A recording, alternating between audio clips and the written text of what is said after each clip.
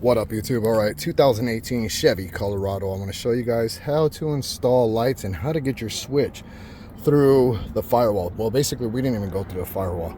So here's your switch here. You can see what you do is roam through down to the bottom, and then inside, I know it's going to be a pain to see, but inside here, you just go up and to the left of the driver's side, there's a plug.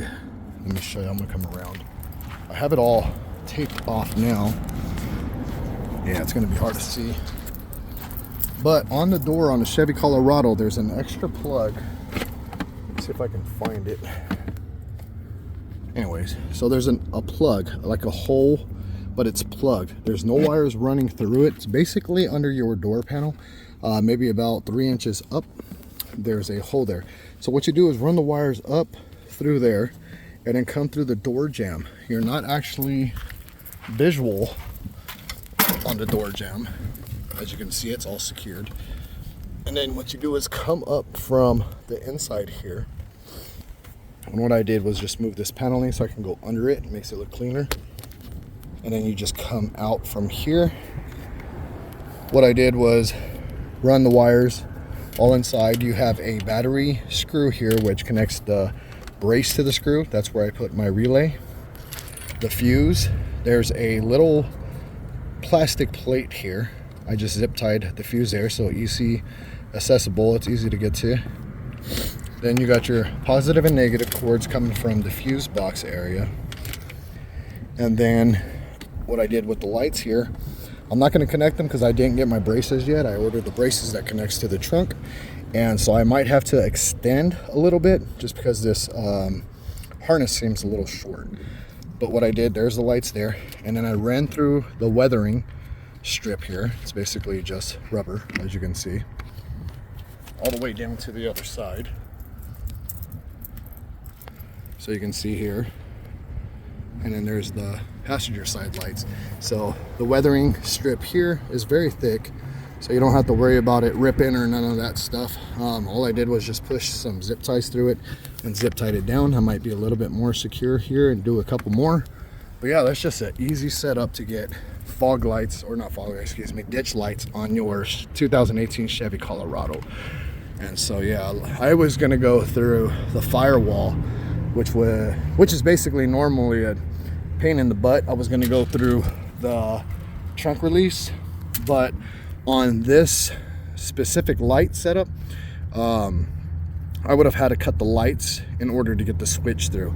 So this was the easiest way. I didn't have to cut any wires at all, and that hole was big enough to be able to fit my switch through the switch adapter.